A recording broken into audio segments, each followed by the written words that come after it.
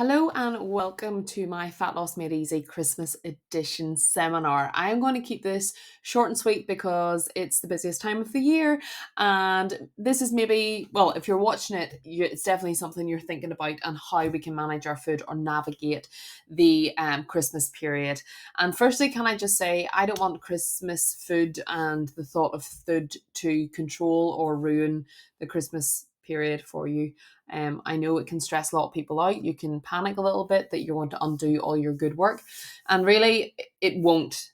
But you need to ensure that the Christmas eating doesn't start like 2 weeks out from Christmas, because it will be starting now if you're watching this, or it doesn't run into the middle of January. But also on January 1st, I don't want you to have that all or nothing mindset. So there's a happy medium, and hopefully you'll walk away from this today with a little bit more clarity on how we can kind of just navigate the whole thing without hitting the fuck it button. So let's move on. We're going to talk about fat loss versus weight loss, just to start and kind of lay the boundaries here and the foundations. Everyone is fixated on the scales for whatever reason, but scale weight does not dictate your progress, or it does not define you. And I would love us all to start talking about fat loss, and that's why this seminar is called Fat Loss Made Easy, because fat loss is a reduction of body fat percentage, and weight loss is dictated by so many other factors. So when we step on those scales, that number can fluctuate day in, day out. And the reason being, we can be holding water weight, we can be holding or losing body mass, muscle, fat. So that number solely focuses on, well, it doesn't need solely focus on anything. There's so many different factors. Fat loss, however, is talking about when you lose weight, you're shrinking. So when you work with me, we take photos, measurements, and scale weight. So when the measurements go down, that is your body coming in. That is you getting that toned look that you want. So we're reducing body fat and retaining muscle, i.e., we are strength training. So when the fat comes off, the muscle shines through, and that's that defined look that everybody asks for. So we don't care about the scales particularly. It's one piece of the pie, and there's three pieces of that pie: photos, scales, and measurements. All right. So if you're going to just fixate on that number, we've got a problem, and you really need to look at that internally and say, why does that bother me so much? I had a really salty meal last night. That's why that number skewed. Or I had alcohol the night before, or I didn't sleep well, or I'm really stressed. The number fluctuates so much. So please, let's refrain from being dictated, or like letting our mood dictate how we feel due to the number on that scale. Anyway, if you've been around for a while, you know who these little boyos are. This is your nutrition on the right and your exercise on the left. They are pulling apart because they're both not going in the same direction. So if you go to the gym 4 days a week and you actually don't look like you train, I've been there before and it really sucks. It's because your nutrition is totally out of sorts. You're eating too much. You're not in a calorie deficit. You don't understand your macros. You don't understand what helps fuel your body to make you go faster, stronger, leaner, lose weight. And that's totally okay. The internet is bombarded with people telling you to eat this and that, and you shouldn't do this, and you should intermittent fast. Nobody knows what to do anymore because they're so confused and overwhelmed. All I can say is you cannot out-train a bad diet, and there is no point going to the gym and then coming home and eating shit. Bottom line. So until you understand your nutrition, I wouldn't be wasting your time if you're going for the sole reason of fat loss. If you're doing it for the community and all the banter, go for it, 100%. But I would like myself, the byproduct, to be weight loss. So I would look at your nutrition before anything. I'm going to break this seminar down into 4 steps. And I think if you can stick to these 4 steps, it will become a lot easier for you to manage weight loss, should say fat loss, in 2025. Okay, nothing here should surprise you. And they're small, manageable chunks. But what happens is nobody sticks to them. Or they've all the good intentions to do it, and then when it actually comes down to it, they can't do the basics. So they move on to the next trainer or the next best thing, which really, it's all just packaged in a different way. So step 1, make small changes to your food so you will stick to them long term. If you say to me, Catherine, my favourite food is a dairy milk, and I say to you, right, for the next 12 weeks, you're not allowed a dairy milk. How does that make you feel? a bit anxious, a bit like, this plan sucks. No way, I couldn't do that. Oh my God, absolutely not. They are my be all and end all. That's cool. I say back to you, a treat a day keeps the binge away. I would far rather keep your dairy milk in the plan if it means you're going to stick to it long term. So I would like you just to change one small thing every week, whether that is you prep your breakfast instead of going to the hot food counter, or you bring your lunch instead of going to the deli counter, or you make homemade takeaways instead of getting a takeaway once a week. And you tweak the tiniest thing in your routine that you wouldn't even notice. And then over time, you start to build and habit stack so you can do more and more without it being so daunting. And that's how that sticks. So maybe you have a dairy milk 7 nights a week. If we pull that back to 5, you still get it 5 nights a week and you still make progress. And then when you feel like, do you know what? I don't actually need that much. We go to 3 nights and so on and so forth. That's an amazing win. Or the lastly, like add a side salad to every meal. Perfect. You're getting more veg, you're getting more fiber, you're getting more macros in, you're feeling fuller. Perfect. Small win. Okay, so in your head, I would love you to like have a little mental note. What could I do? Maybe it's I buy a new water bottle and I fill it up 4 times a day. Something that you really struggle with. I'd love you to kind of think mentally in your head what that would be. Step 2 is get a good night's sleep. We are all adults here. We should be enjoying every second in that bed that we can get shut-eyed. And when my clients say, I get into bed at 10, I'm like, are you in bed sleeping by 10? No, I'm on my phone. Right. So you're going to bed at 11. Yeah. Okay. So what time are you getting up at? 7, whatever. So have a little think to yourself. Do you tell yourself you get to bed at 10 and then you scroll on your phone? Because that's not going to bed. That's not sleeping. And I want good quality sleep. So let's reframe it and let's try and get into bed at 10 and we close our eyes. So maybe you have to get into bed at 9 and scroll for an hour. If that is something that you find value in, that is totally fine. But let's see how many hours you actually get when you put your phone down. Because that's an easy win. Sleep is a superpower that people do not utilize. Number 3, movement matters. Steps. I cannot say it loud enough. It is a free win to weight loss. Why do I keep saying weight loss when I told you all? It's fat loss. My head's away. Apologies. But fat loss is going to come from good sleep, small habits, and steps. All right. So there's no money associated with steps. All I'm asking you is to add 1,000 more to what you're currently doing. Note how I said 1,000, not 10,000. I just need you to move a little bit more. Park further away. Get up 5 minutes earlier and push that morning walk a little bit longer. Or the old school way, I remember mum used to do this. I should say, go for a walk for 10 minutes out and then come 10 minutes back. And then you build it. Okay, I'll go walk for 15 minutes out, walk 15 minutes back. We used to do that at the Coast Road. I'll walk for 15 minutes and then turn. There's half an hour done. And it's such an easy way to do it. Get a good podcast in and away you go. And then the final one, it's a plan to get you stronger. And I don't want you, and I know it happens, you scroll Instagram, you see something cool, or you see one of your influencer people doing it, and you're like, I could do that. Let's try that workout. I'll save that. I'll do that tomorrow. We'll do this on Monday. And you never follow a structured plan because we have a real short attention span as humans. So it's really hard when you get an 8-week program. How many people actually finish the 8 weeks? I would be shocked at the number because it's not that many. You're always looking for the next best thing. This looks cool. Let's do that. Hyrox, CrossFit, marathons, whatever it is, people always want something different. But that's not going to give you structure to get to the goal that you want. So pick something, stick to it along with the other 3 steps, and you're going to see magic.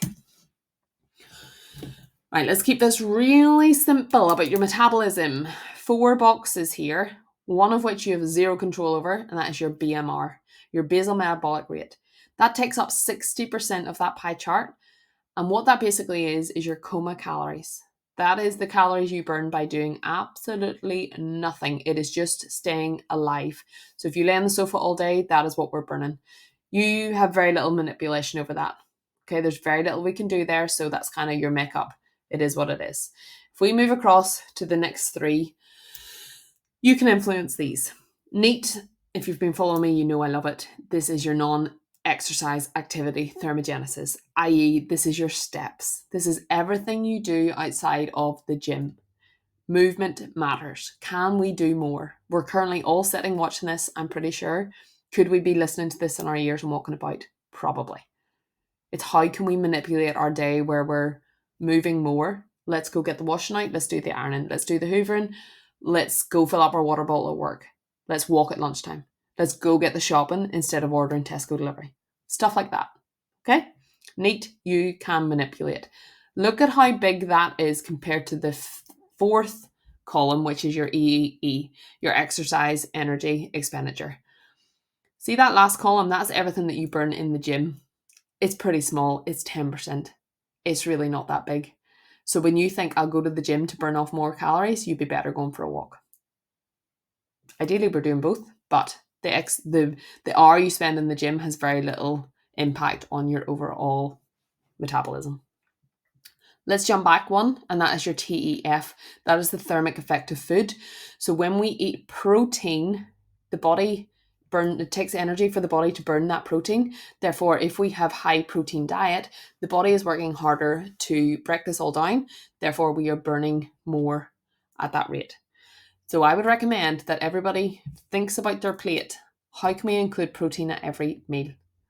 Because then the body's going to have to work a little bit harder to burn it down. And I mean, you're doing it without even thinking. The body's doing all the work for you. I'm not asking you to go to the gym and do 100 burpees. So BMR, can't really touch. Neat, we can influence. TEF, we can get our protein in. And EEE, we can go to the gym, but don't put all your eggs in that final basket.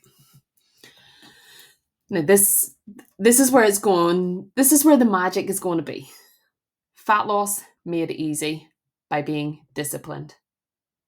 Not everybody's going to be motivated, but everybody can at some point find the discipline to stick to something. Again, I need you to stick to something that you're going to love, because if you're doing this because somebody else has told you to do it and you don't enjoy it, you're not going to wake up every day excited. So let's start at the top. We start off with motivation. The most motivated person is the person that's about to go on a diet. Do you ever notice that? Sunday night, you're like, yes, right, all the fruit and veg, can't wait to do this. I'm going to get up, I'm going to do my steps, going to go to the gym, going to go for a swim, going to meditate, going to do whatever. Monday comes, you're like, oh, slept in, shit. Do you know what? We'll try again tomorrow. Whereas, if we had kicked in with the discipline, no, let's do this. We're going to start, right? We didn't hit X, Y, and Z, but we still have time today to do this. We're still going to go for our walk, and we'll maybe get in that swim. Instead of being like, right, I'm going to swim, gym, everything. All right, so just pull it back to basics. If you have the discipline to still do things when it didn't go your way, you're going to slowly over time build those habits.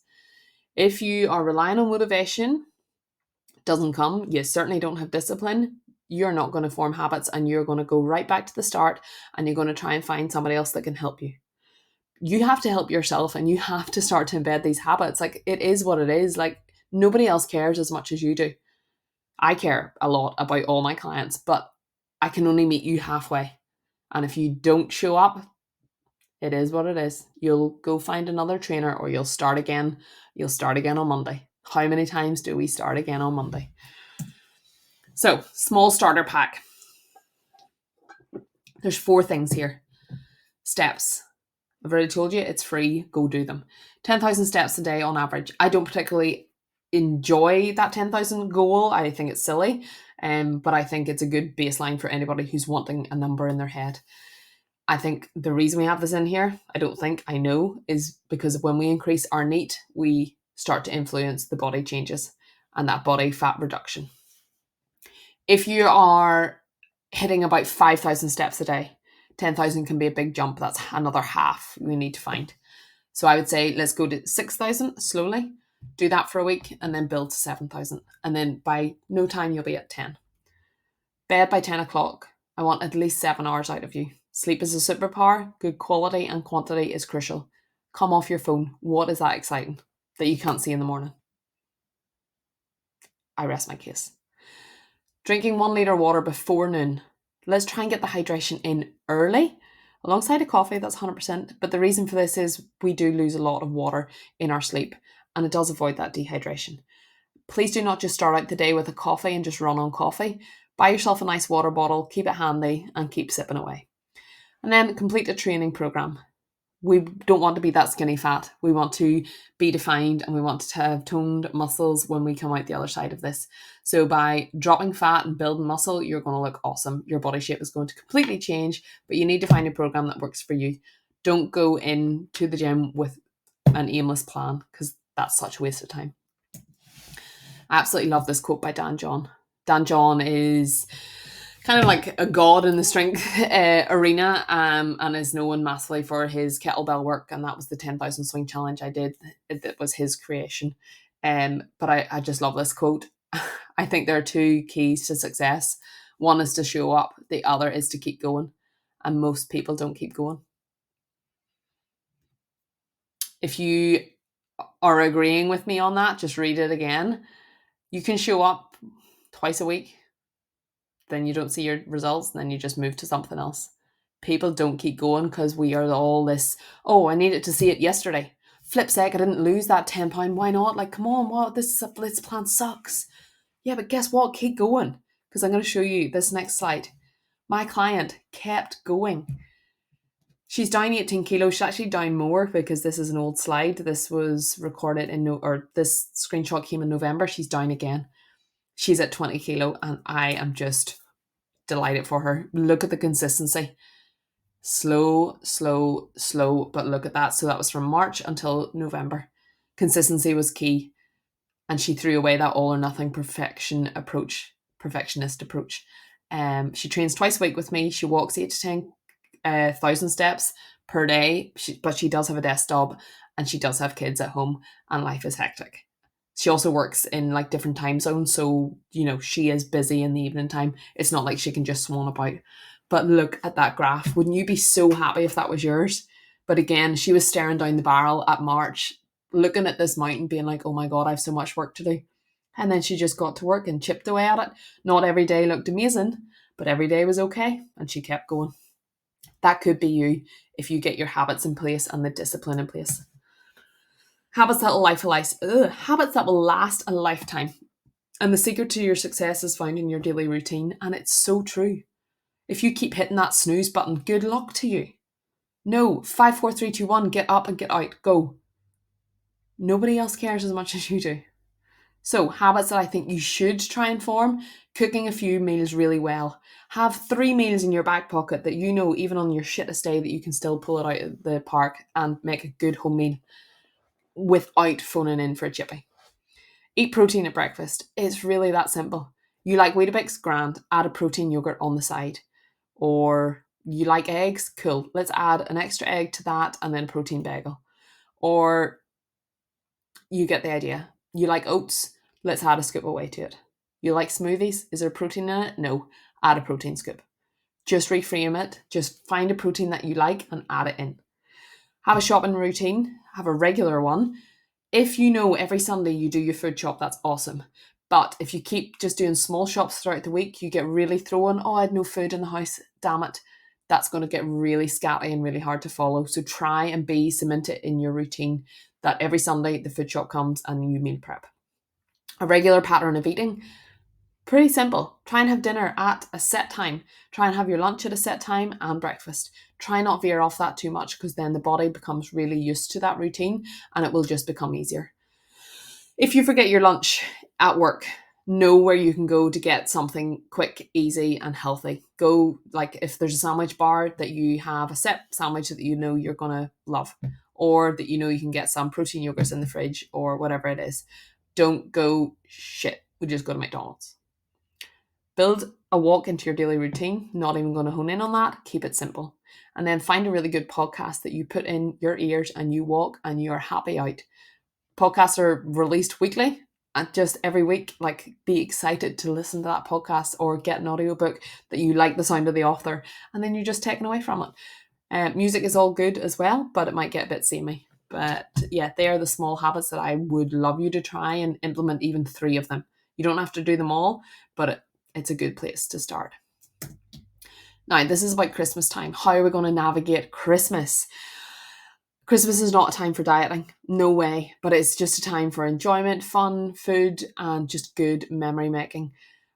But I think some of you, if you're watching this, you still care about your routine. So let's take these 5 and try and cement them in. A daily walk after Boxing Day, or, when you wake up on Boxing Day, there's nothing better than a good walk in the forest park or on the beach. But try and embed that in on Christmas Eve before the madness starts. Okay, I'm going to do my quick 5K walk, or I'm going to go for a run.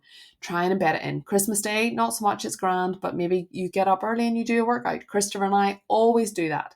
Though this year he says he wants to see how far he can run in 25 minutes. And if you know Christopher's pace is fast.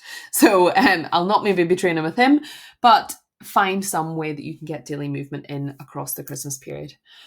Protein then. Your breakfast does not have to be Quality Street. You do know that. You could still keep your normal breakfast in there or have a protein snack at lunch or dinner.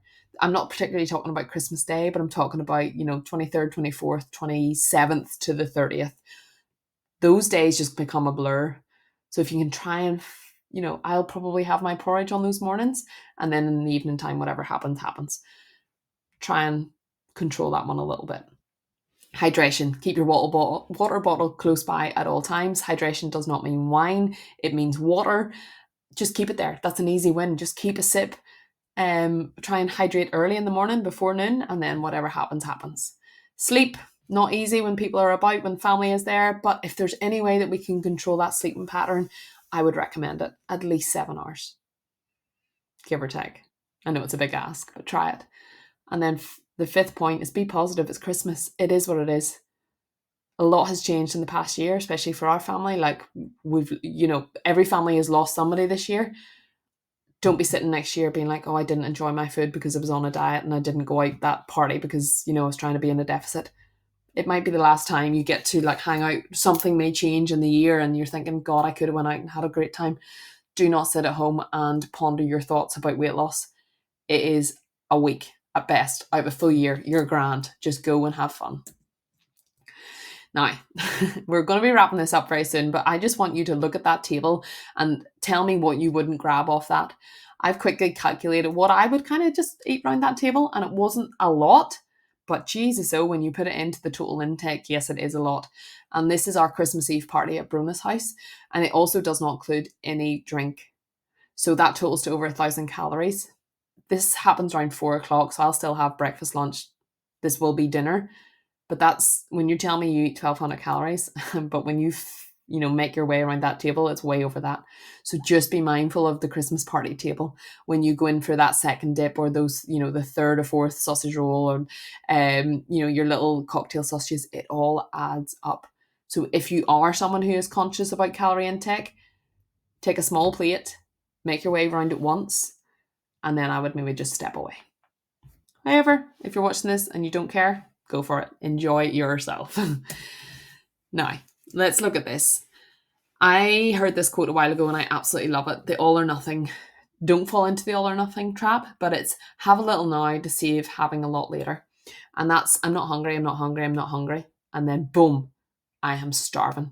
So when you go by that past of hunger, there's no controlling it.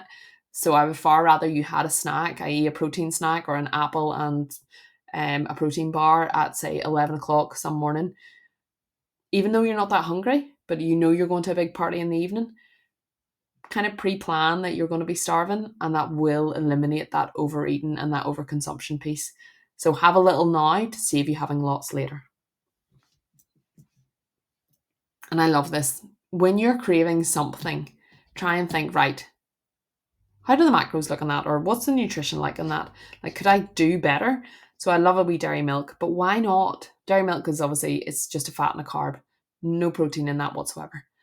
But imagine you turn that into a proper wee dessert and you had protein yogurt with it, so the Fage, whatever way we want to call it, plus some frozen berries, and then top with dark chocolate. Wouldn't that be amazing? And you would feel so much fuller, because if you have that dairy milk and it doesn't hit the spot, you're going to go back looking for something else. So I'd far rather make a lovely little snack and meal out of it than just having one macro, and then have your fat in your chocolate, your protein in your yogurt, and then your carbs and fiber in your fruit. So if you've never thought about it that way, try it. Or if you just want chocolate, add a piece of fruit to it so you feel like you're having something instead of just grabbing like one of those, the what are they called? The wee small bars. I can't even remember, like the £99 bars. They're just for nothing. Because when you eat one of those, you don't even realize you're eating it. It tastes like cardboard. And then sure, by the time you're finished it, you want another one, you might as well just have the chocolate anyway. So that's a habit I kind of tell my clients to go for and see how they feel afterwards. They'll feel so much fuller. Okay, not saying don't drink over Christmas, but I'm just saying have a look at the cals. Can we swap some Cokes for Diet Cokes, Lucozade for Lucozade Sports, soda water and lime, could we swap them for diets? Irish coffees with cream, could we ditch the cream? And Copperbergs for White Claws, and then Magners for Cronus. There are easier wins.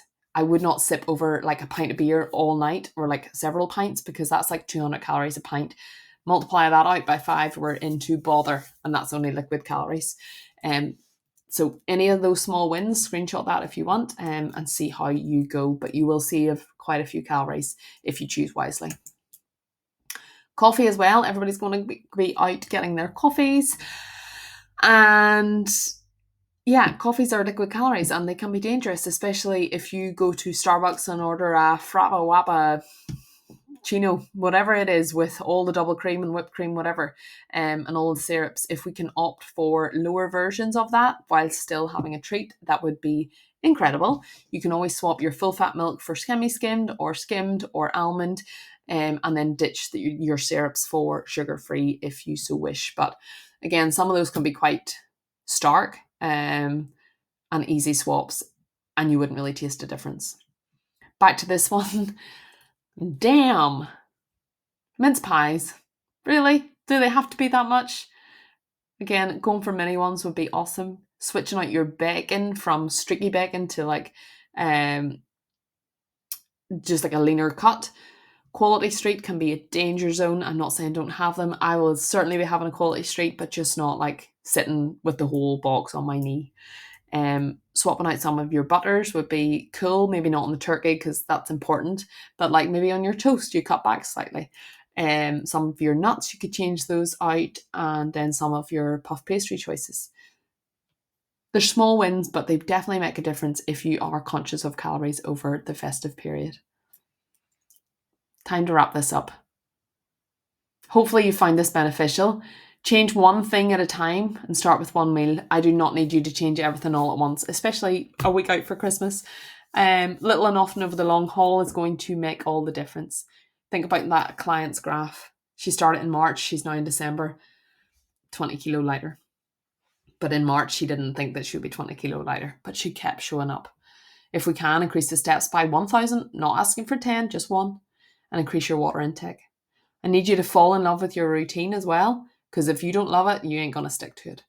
And then just relax and enjoy Christmas, make all the memories, take all the photos, and then come January, please do not go looking for a quick fix. I swear they don't work. So that's where I'm going to finish up here with my nutrition plan. This is not a hard sell, but this is where magic happens, pretty much. I can't recommend it enough. It's a 12-week program where we work together to figure out your habits and see where we're going wrong. So these people, I was going to say all females, but they're not. I work with males as well. We do weekly check-ins. We look at photos, scales, and measurements, and we slowly start to tweak your habits and make you fall in love with your routine.